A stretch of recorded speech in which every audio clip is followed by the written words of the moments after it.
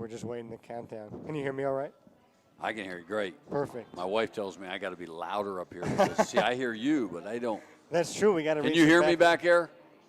Is that better? How loud do you have to yell? I think we got to yell pretty loud. Can you hear me? How about now? I feel like I got to scream into this boy. thing. Is that really loud? You might want to turn it. So if my voice has got to go up so they can hear me. That's actually a good point. I didn't think about that either. Because she said they couldn't hear back here. What I'm saying, you can hear me, the audience.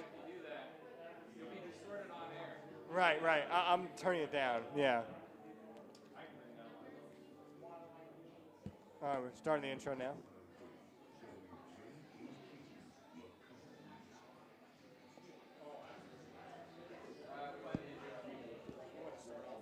No, when we do it, I'm just going to say, hey.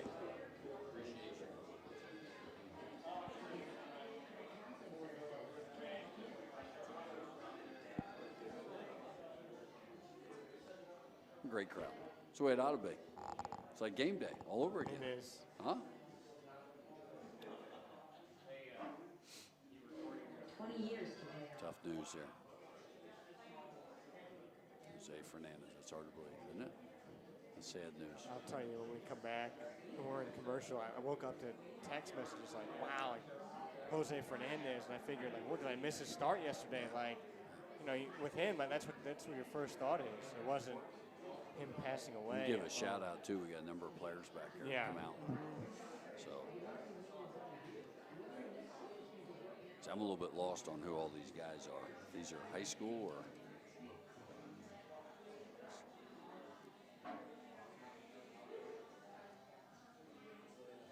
But yeah, that Jose Fernandez was 24 years old. What a talent. What a talent. I lost a cousin today. Very close really to. sorry. Great guy.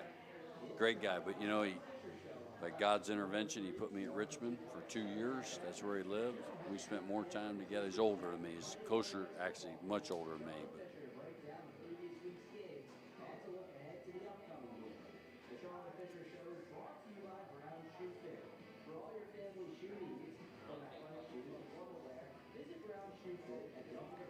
Sorry, didn't hear that. well, thank you. Great guy. Older. He was close to my dad. He's a second cousin of mine. Look at that. And we welcome you to Buffalo Wild Wings here in Macomb. Hi, everybody. This is the Charlie Fisher Radio Show. What a crowd we got here today. We've got some players out there in the back who went to come see their head coach in the air. Coach Charlie Fisher, first of all, what an exciting time for your program, Coach. And number 8 in the country in the polls that came out today, coming off the program's first FBS win in 13 years over Northern Illinois. I think one of the coolest moments I think you have as a head coach with those players in the back is after the game in a big win. What do you tell those guys after that game on Saturday in the locker room, and then what's that bus ride like back to Macomb after a win like that? Well, you know, it was a great win. Obviously, the locker room, I've been in a lot of great locker rooms. I've been fortunate to be part of some just awesome wins. As, you know, anybody does this long enough, you have that opportunity. But, you know, the locker room was special to be one I'll never forget. You know, I made a big deal all week that we would play this game with tremendous confidence. We weren't going to go in and dip our toe in the water. We were going to play aggressive, play to win, and let the results be what they may. So in the locker room, I said the results are in, and we win. And we still win today. So it was a great feeling. I'm so happy for our players.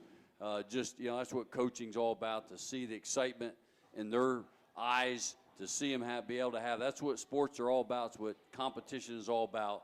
That childlike excitement comes out in all of us. 3-0. Let's go through this game first to kind of see what happened and how you got to where you were to beat a team like Northern Illinois. Kind of trade blows a little bit earlier in the game, and then middle of the first quarter, Steve McShane able to punch it in from 11 yards out. And we'll have to fix that in a second. But, yeah, Steve McShane, I mean, this is a guy who played a little bit as a freshman, also a baseball player, tied for the team lead in stolen bases, but a guy who all of a sudden has come into his own in his sophomore year. He gets his first start week 1, and now he leads the nation in rushing yards per game.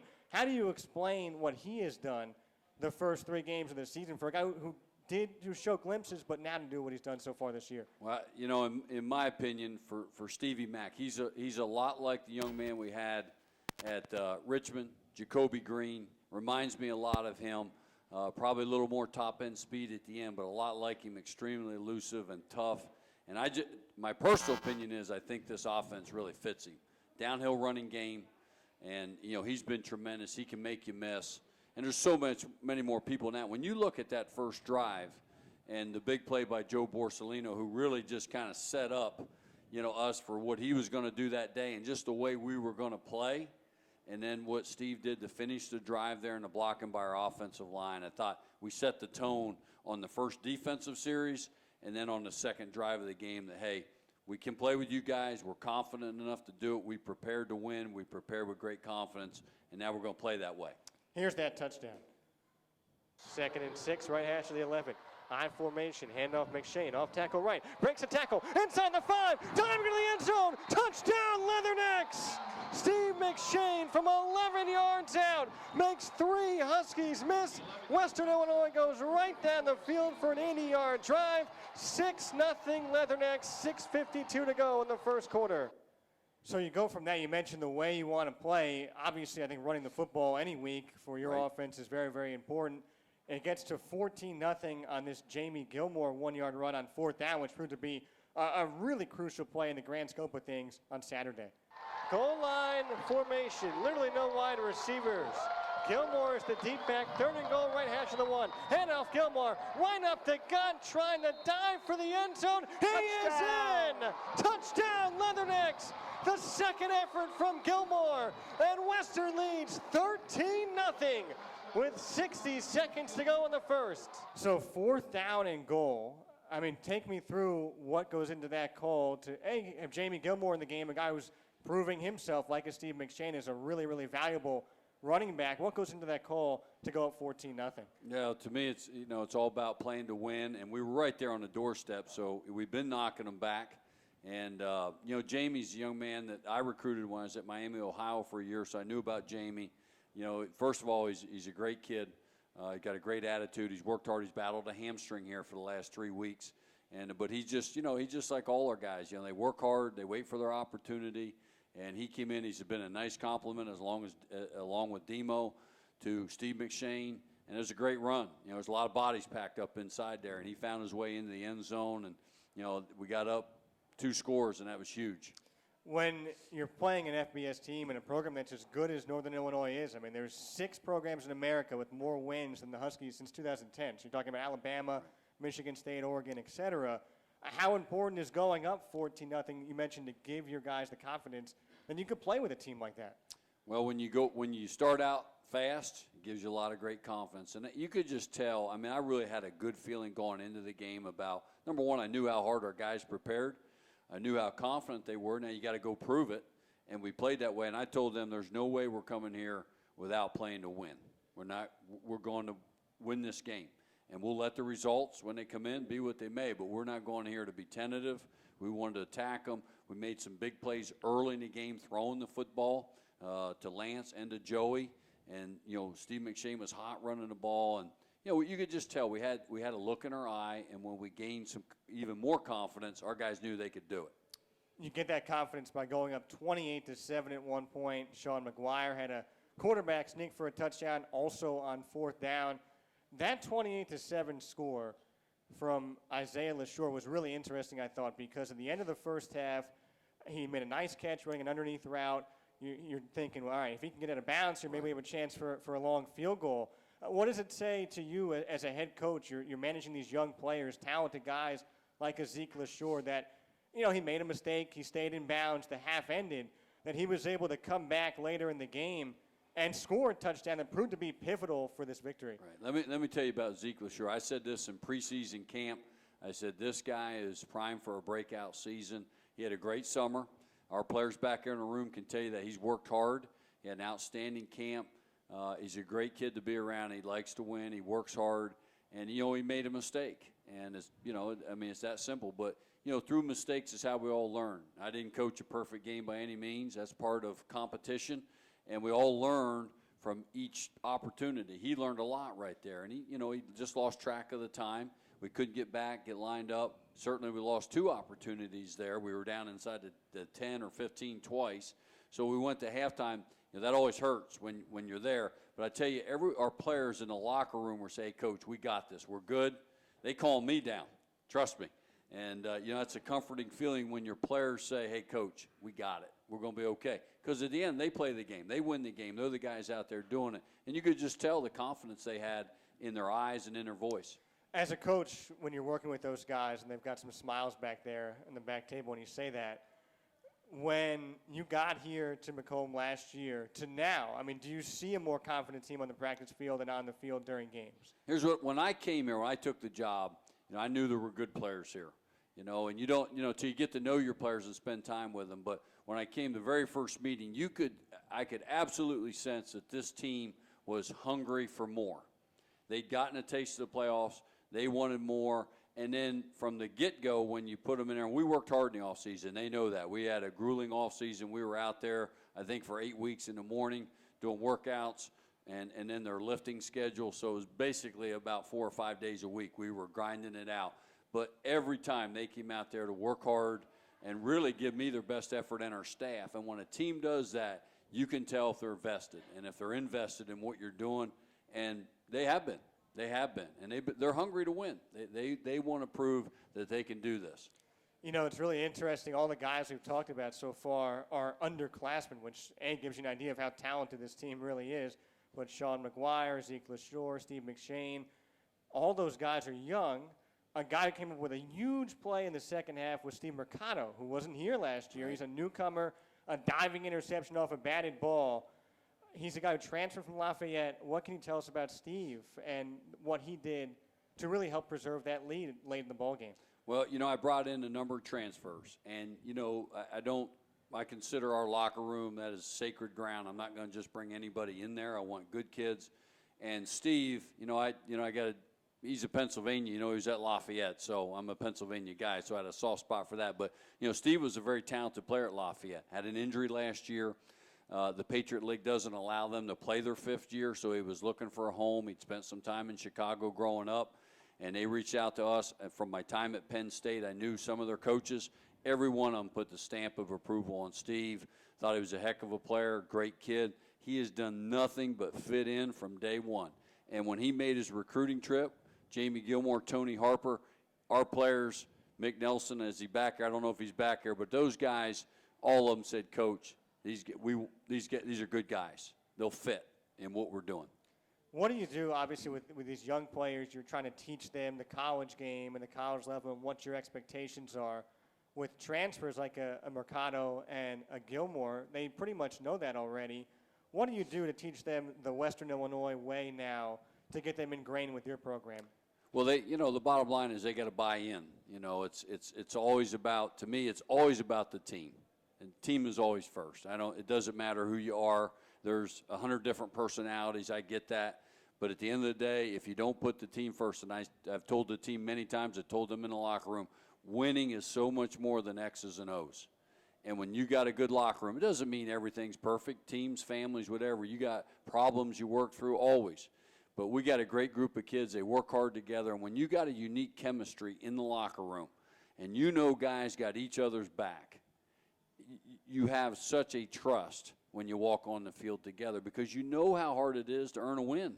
It takes a lot of work. And just like the other day, our back was to the wall down the stretch, and our guys responded every time. Let's go to that moment there. 28-23. Northern Illinois had scored 3 times in the fourth quarter after really struggling offensively throughout the game. They drive down the field again. It is 4th down and 1, or 4th down and 2. You get a huge stop inside the 10 to essentially win the game. They're 4th and 2 from the 9. They need the 7. 41 seconds to play. 28-23, Western Illinois. Manny in the shotgun, trips left, 2 receivers right, motion man left to right. They fake the jet sweep. Manny to throw over the middle, incomplete. Western Illinois forces a turnover on downs. Leathernecks look like they will survive and win their first game over an FBS school in more than 13 years. So since 2003, that's a really interesting scenario right there. It's 4th down and 2. You guys called timeout. Can you take me through the whole sequence? Why did you call timeout? What were you looking for there to finish off the Huskies? I'd be glad to take you through that because we still win, right? I can tear a thought. I was right next to Dave Elson, our defensive coordinator. We had timeouts left. Obviously, you're there. You're trying to balance using your timeouts because if they score, you want to have enough time to give your guys a chance to go down and score. We can always stop the clock on offense. You'd like to keep one, but we felt like it was so critical there at the end to make sure that we were totally prepared. And that, we'd have been foolish if we didn't use a timeout. Game was on the line. It was going to go one way or the other right there. Hats off to our defensive staff. They'd done their preparation. They'd found that play from a year ago in the exact same situation that Northern Illinois used, quote-unquote, the Tebow pass. They kind of faked the jet sweep. Matty ran into the line, then used the jump pass. And Riggs Baxter would have, you talk about playing above the X's and O's and just using your football IQ. He tracked the jet sweep, fake, kept coming, found the tight end, tipped the ball. Brett Taylor was coming off the edge. That made Matty throw the ball quicker than normal. It's a great call by Dave Elson. And our guys executed it. Griff, he was right there to make a play. We had the play surrounded, and the tip pass, awesome, great feeling. But it comes back to preparation too. And in that huddle on that timeout, phenomenal look in their eyes. I mean, they believed they were going to get it done. And that's amazing that you had seen that play in the past. We're able to recall that with that formation. We're going to wrap up our first segment. Before we do, we've got a great crowd here. Thank you very much for showing up, everybody. And we're going to raffle off a free meal to a student in attendance as well as a free T-shirt as well. So why don't you take the Yeah, well, I'll tell you what. My first shout-out goes to the Purple Platoon that is here tonight. We want to get these guys out. So, amen. These are the first guys to get their meals. Jake Hill, John Moran. All right, they got their Purple Platoon shirts on here. We want to pack the house, raise the roof. We want this thing to be a fun thing to come to, so that's awesome. We got you hooked up, guys. You deserve it. You're right in the front row. It's like being in a Baptist church. And now we've got the T-shirt. T-shirt. Let's see who we got here. What do you think, Pat? All right, winner is Jackson Mabry in the back. All right, Jackson. Thanks so much for listening, everybody. Thanks so much for coming. We've got more up next. Joey Borsellino, who had 9 catches for 148 yards. What a game for him. Will join us next. This is the Charlie Fisher Show, presented by the Brown Shoe Fit Company. We'll be right back. Awesome.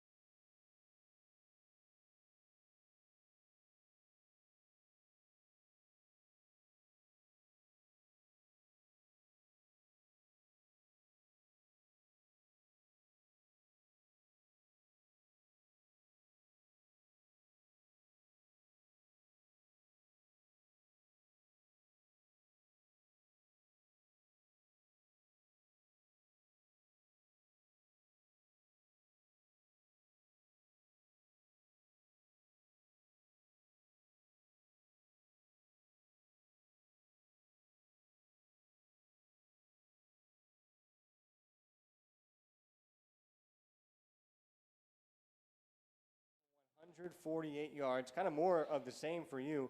Over 2,000 yards receiving in your career. Also, second most catches of any Leatherneck ever. I think you've got a really fascinating journey, Joey. If you go back to your high school days at Montini Catholic in the Chicago area, you won 4 state championships there. You come to Macomb, you guys didn't win much of anything. Was that a difficult adjustment in the beginning to go from winning everything to winning very little in your first couple of years? Yeah, that was a really big adjustment. I mean, I went from winning 4 state championships in high school to basically winning 4 games in 1 year. So that was a culture shock to me. Something that we weren't, and I wasn't used to, obviously, and did not like, which was one of my goals after that year. And obviously with Lance coming in, he funny story about him is actually he won the state championship his senior year. He played the game right after me. Me and him had no idea who each other were, had no idea that we'd be playing with each other for the next 4 years. But yeah, it was a culture shock to him that we just didn't like that. So our goal after that year was that losing like that was not going to be something we wanted to do anymore. What did you guys do about that with the rest of the team to kind of put your stamp in and start winning games? I mean, there's a lot has changed since then. I mean, the culture of this whole program and everything that has changed, just the whole attitude and the players that we have and how close the players have grown from that team that we first on to this team this year.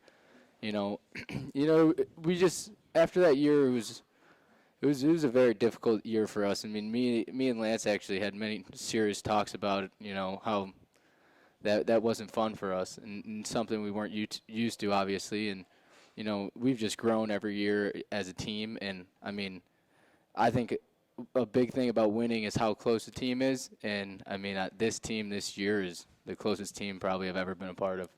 How much of that is working with a new coach? Joey Borsellino is joining us right now. I mean, your whole career had been under one guy, Bob Nielsen, who's a tremendous coach. Charlie Fisher comes in, and what were your thoughts about him right away, and how has that transition been for you? I mean, he came in right away. We had that first team meeting, and, he gave his first talk, and I was like, wow, first of all, this guy's a really good talker. And, what he gave was a real powerful first, message to the team. And, yeah, we were all over, under one coach, but our team was grown so close. And honestly, I can think Coach Fisher fits in so well. Like, I feel like I've known him forever, and I think our team feels the exact same way.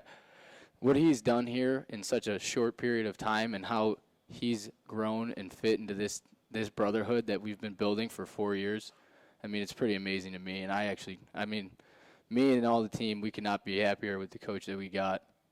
Saturday's game, you had the chance to kind of go close to home where you're from in that Chicagoland area. What was it like? I know your family pretty much comes to every single game, so you've always got that support. What was it like to play in front of so many, not just your immediate family, like your parents are always there anyway, but other people in your family, cousins, friends, and whatnot from around that area?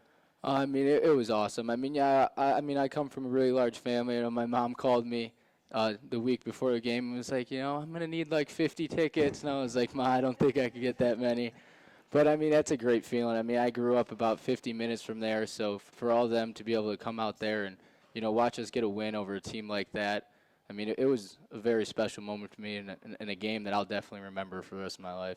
Last question for you. One of the big moments of that game was a 4th down and 3. You were able to catch the ball in a hitch route, race up the field. Huge play. Again, in the grand scope of things, we're talking about 4th downs and razor-thin margins. Seemed like you guys converted nearly every single one, and Northern Illinois couldn't do that, and it proved to be a huge difference. Can you take us through that play? What happened on that play?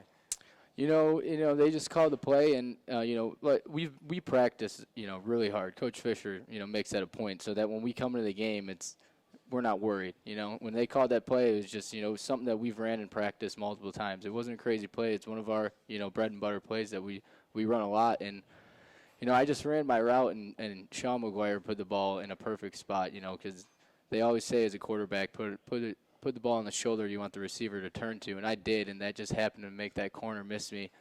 I just took off down the sidelines. That kind of wish that I got in because it's kind of my thing, getting tackled on the one. I get made fun of it a lot from a lot of my teammates, but I'm just glad that we were able to convert there and then get that touchdown. That was huge.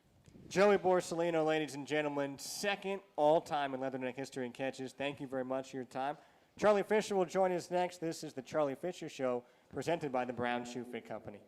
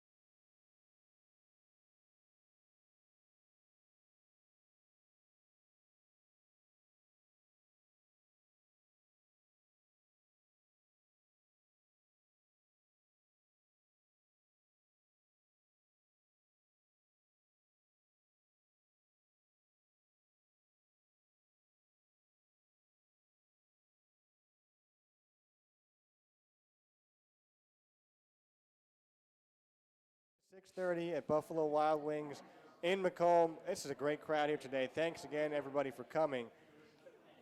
Coach Fisher, yesterday was win Saturday.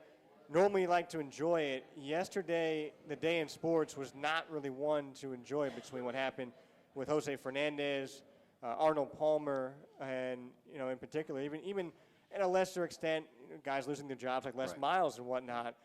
But I think in particular, Arnold Palmer was one guy you really admire who really affected you. Can you talk about Arnold Palmer and his effect on your life and what you really liked about him? Well, just, Arnold Palmer, and I never had the pleasure to meet him, but being a Pennsylvania guy, he's from Latrobe, Pennsylvania, out near Pittsburgh. But the thing about Arnold Palmer that I always really appreciated just from afar, like any fan, he was a champion, but he lived his life with so much grace and humility. And we talk to our players all the time, be humble, be grateful, be thankful, and he always had time for people. And to me, that's what it's all about. That's the way I always try to go about things. Take time for people around you. Life is short.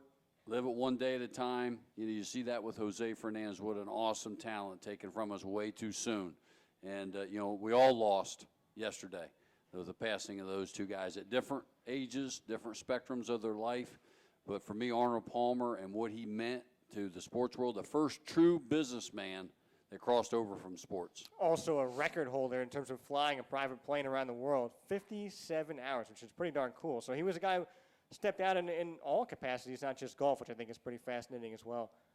And as you said, he flew up till like 2 years ago. Yeah. At 86 years old. So, he was an awesome champion and what a representative of the game of golf. As a head coach, you work with a lot of young men between 18 and primarily 22, 23, maybe 24 years old. Do you say anything to them about an Arnold Palmer who lived a very, very full life, and even Jose Fernandez, who obviously is gone very, very much too soon, but one who had an extraordinary future ahead of him? Are there lessons that you can give those guys at all? I mean, do you even touch on those topics? Oh, absolutely. And one sign I have as you go out of the locker room, play each play like it's the last play you'll ever play. Because you never know. You don't know when that last play is. It might be at the end of your career, maybe before that, for injury, whatever it might be. And you have to approach each day like that. because each day is a gift. And every time you get a chance to do what we do and enjoy the competition and then to be part of a win like that, I mean, who wouldn't sign up for that? You know, I mean, it's just awesome. And, you know, this is 36 years in the business for me. So I am blessed to have an opportunity to do it. I've coached so many really uniquely good young men over the years, and my hat's off to our team because this is a group of guys who care, and the chemistry within this team is very special. 3-0, and they are victors over an FBS team for the first time since 2003. Number 8 in the country. Huge game next weekend at South Dakota State. Coach Fisher, before we let you go, I think you want to raffle off a couple more free I do. meals. I have a couple meals here that we've shaken up. So let's see who wins here. All right, and the last 2 meals. This guy, you know, he ought to enjoy this meal because he transferred from Northern Illinois. Cal Breedlove. How about that? All right. We not only get the win, he gets free wings on the Huskies. All right. Yeah. Here's another guy. All right, this is Chicago's best right here. The only thing bad about Craig, he's a Cubs fan. Well, that's not All bad. right, Come no, on. Okay, that's all right. No, I'll take that back. There might be people waiting on me outside. Craig Slowick. And we want to raffle off one more T-shirt before we let you guys all go. Thank you again, everybody, for coming today. All right, we got one more T-shirt here to give away. Let's see who we got right here. Josh Ham. Awesome. The Ham family is here. He's a winner. Thank you very much for coming, everybody. Hope you enjoy the free wings, the free T-shirts, and whatnot. Again, every Monday, 6 to 6:30, the Charlie Fisher Radio Show. Leathernecks are in Brookings, South Dakota this weekend, 6 o'clock kickoff, so coverage begins, if you want to listen, on the Leatherneck Sports Network. Coach Fisher, thanks again. Best of luck this upcoming Saturday. Yep, really appreciate everybody coming out and the Leatherneck Nation, all the support. We're looking forward. It's a great opportunity this week and a great challenge again. And it should be another really, really good game. Hopefully not too good now. This has been the Charlie Fisher Radio Show, presented by our friends at the Brown Shoe Fit Company. We'll be back next Monday here at Buffalo Wild Wings. We'll see you then, 6 to 6:30. Thank you for listening. Thank you so much for coming, everybody. Really appreciate the crowd here today, and we'll see you next week.